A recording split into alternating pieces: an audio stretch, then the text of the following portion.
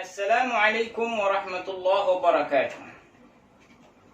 Pada bulan yang mulia ini, Al-Faqir ingin membacakan sebuah kitab yang Al-Faqir sendiri merangkumnya, umumnya dari kitab Al-Adhkar lil Imam Nawawi.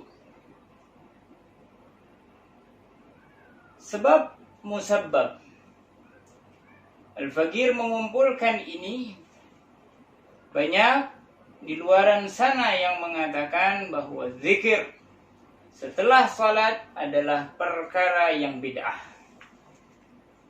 Maka kita akan jelaskan, benarkah pendapat tersebut?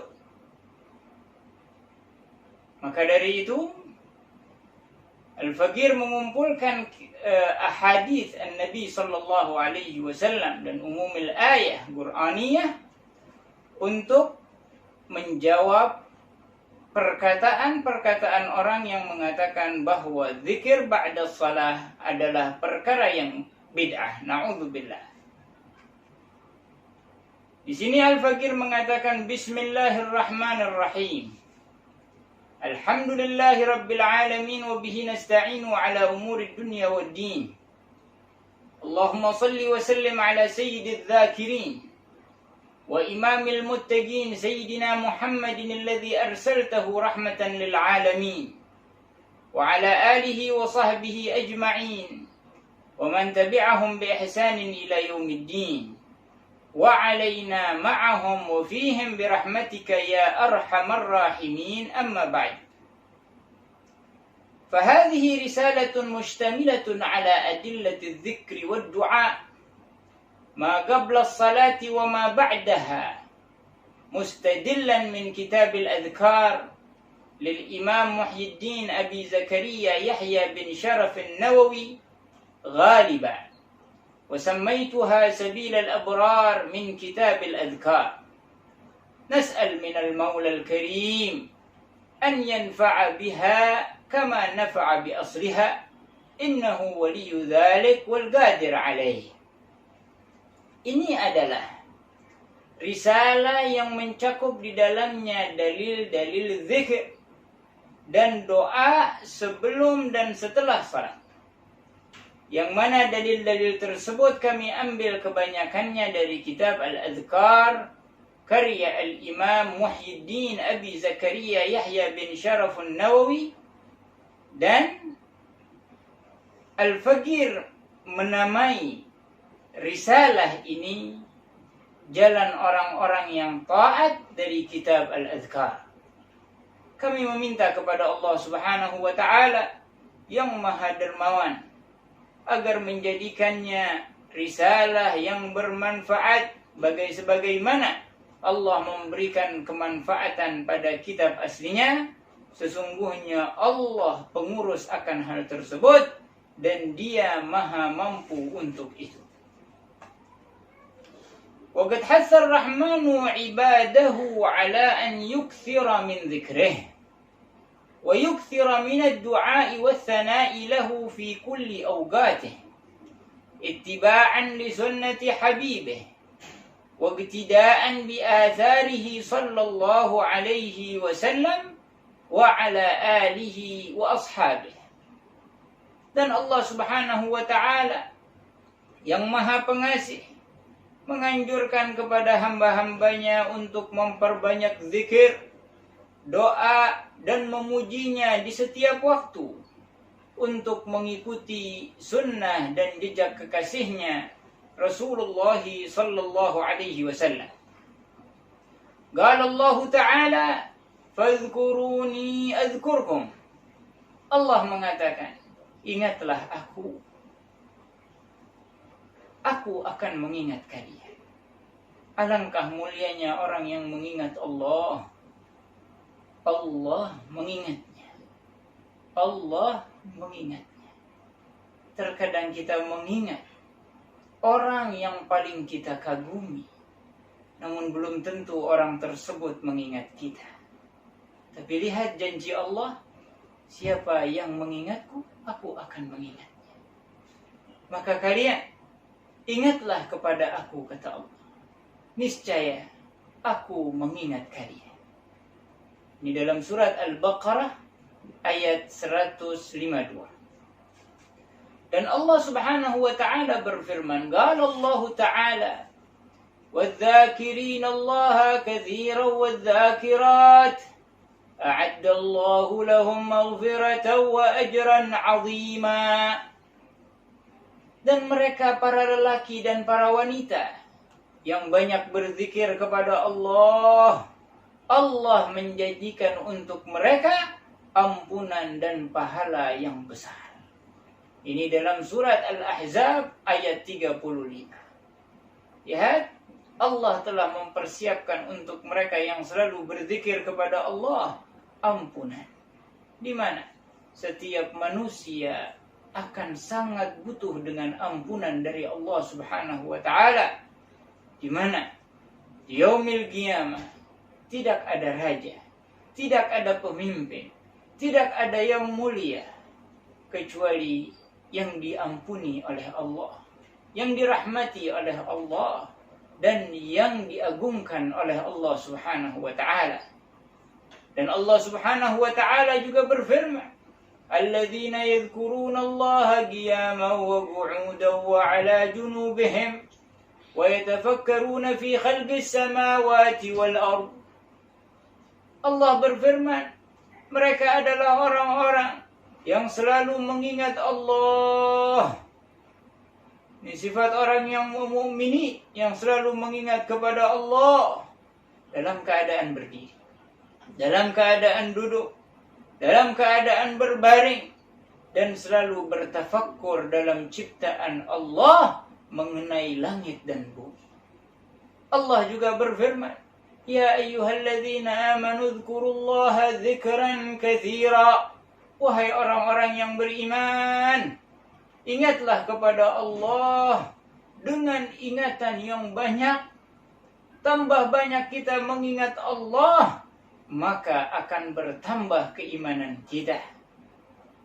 Allah Subhanahu wa taala juga berfirman, wala dzikrullahi akbar. Dan sesungguhnya mengingat Allah adalah yang terbesar. Apa maksudnya? Salat kita tidak akan menjadi besar bila mana di dalam salat tersebut kita tidak mengingat Allah. Puasa kita tidak akan menjadi besar kalau dalam puasa tersebut kita tidak mengingat Allah Subhanahu wa taala. Allah juga berfirman, wa qala rabbukum ud'uni astajib lakum. Allah mengatakan, Tuhan kalian mengatakan, mintalah kepadaku, aku akan jawab apa yang kalian minta. Ini adalah anjuran kita untuk selalu berdoa kepada Allah Subhanahu wa ta'ala.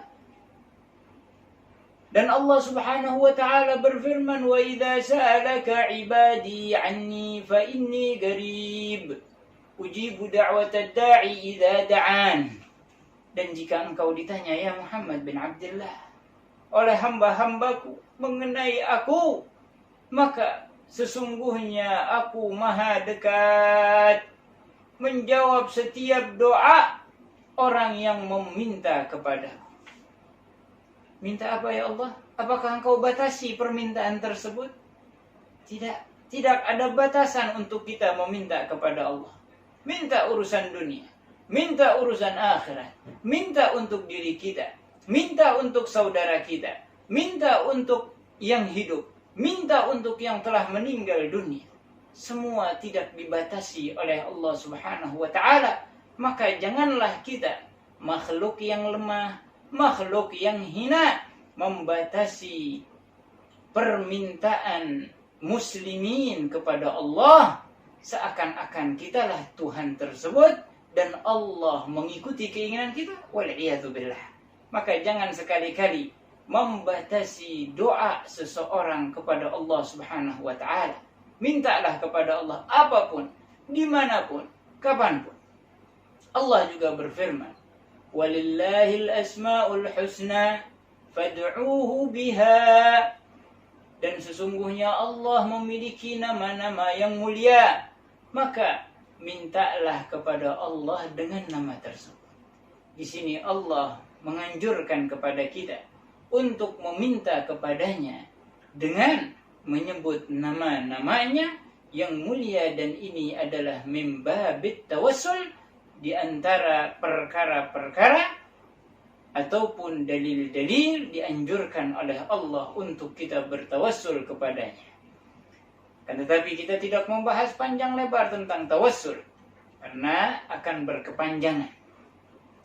Qala Allah Ta'ala, وَالَّذِينَ جَاءُوا مِنْ بَعْدِهِمْ يَقُولُونَ رَبَّنَا اغْفِرْ لَنَا وَلِإِخْوَانِنَا الَّذِينَ سَبَقُونَا بِالْإِيمَانِ وَلَا تَجْعَلْ فِي قُلُوبِنَا غِلًّا لِلَّذِينَ آمَنُوا رَبَّنَا إِنَّكَ رَءُوفٌ رَحِيمٌ. Dan mereka yang datang setelah pendahulunya, sahabat-sahabat di antara sahabat telah meninggal dunia, datang sahabat-sahabat yang masih hidup. Allah menceritakan bagaimana mereka berdoa kepada Allah, mendoakan sahabat-sahabat Nabi dan umat-umat sebelum Nabi Muhammad yang telah meninggal dunia dalam keadaan iman. Allah mengatakan, dan mereka yang datang setelah pendahulunya berkata, wahai Tuhan kami, ampunilah kami. Pertama kita minta ampunan kepada Allah, karena orang yang diampuni oleh Allah, maka doanya diijabah. Ampunilah kami dan saudara-saudara kami yang mendahului kami dalam keimanan. Ini doa untuk orang yang telah meninggal ditetapkan oleh Allah dalam Al-Quran. Dan jangan engkau jadikan di dalam hati kami penyakit iri, dengki terhadap orang-orang yang beriman dan kepada orang-orang yang beriman yang masih hidup. Jangan kita tanamkan di hati orang-orang muslimin membenci mereka para ulama, membenci mereka para asfiya, para aulia, na'udzubillah min dzalik.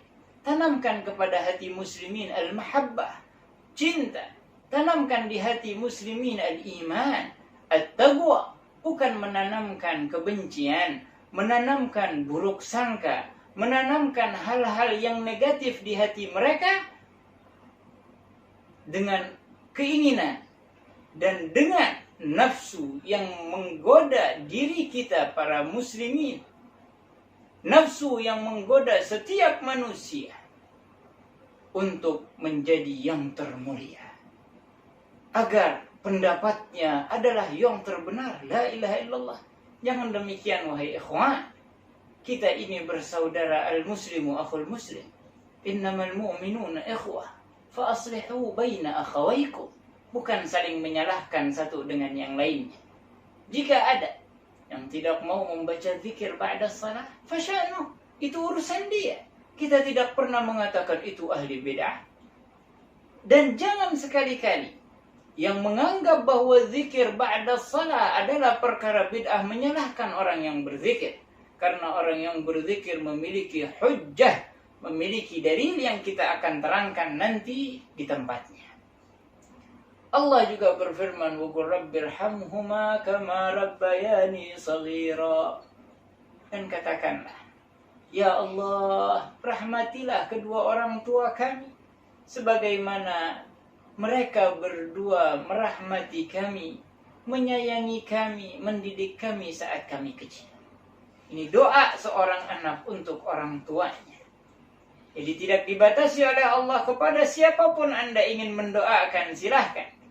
Tidak harus doa anak terhadap orang tuanya yang telah meninggal dunia, tapi kawan, kerabat, tetangga, teman, sesama muslimin diperbolehkan untuk saling mendoakan dengan umumnya ayat tadi, Rabbana ighfir lana wa li ikhwanina alladhina sabaquna bil iman wa la taj'al fi qulubina ghillan lil ladzina amanu Rabbana innaka ra'ufur rahim. Wa qad anzara al-maula al-jabbar ala man a'rada an dhikrih biqawlihi wa man a'rada an dhikri fa inna lahu ma'ishatan banka ونحشره يوم القيامة أعمى قال رب لما حشرتني أعمى وقد كنت بصيرا Qala kadzalika atatka ayatuna fanasitaha wa kadzalika al-yawma tunsa. Dan Allah Subhanahu wa taala telah memperingatkan bagi mereka-mereka yang berpaling dari mengingat Allah dalam firman-Nya, dan barang siapa yang berpaling dari mengingat aku, maka sesungguhnya baginya kehidupan yang sempit, dan kami akan menggiringnya pada hari kiamat dalam keadaan buta. Berkatalah ia, ya Tuhanku, mengapa engkau menggiring aku dalam keadaan buta, padahal aku dahulunya adalah orang yang melihat. Allah berfirman, demikianlah telah datang kepadamu ayat-ayat kami, dan kamu melupakannya. Begitu pula pada hari ini kamu pun dilupakan. Wal'iyadzubillah. Lihat surat Taha ayat 124 sampai 126. Demikian apa yang dapat kami sampaikan. Sementara insyaallah bersambung ke episode berikutnya. Karena ini adalah batas dalil-dalil dari Al-Quran yang menganjurkan kita untuk berzikir, menganjurkan kita untuk berdoa, menganjurkan kita untuk bertawassul, menganjurkan kita untuk mendoakan sesama muslimin, dan khususnya kedua orang tua kita. Wabillahi taufiq wal hidayah. Wassalamualaikum warahmatullahi wabarakatuh.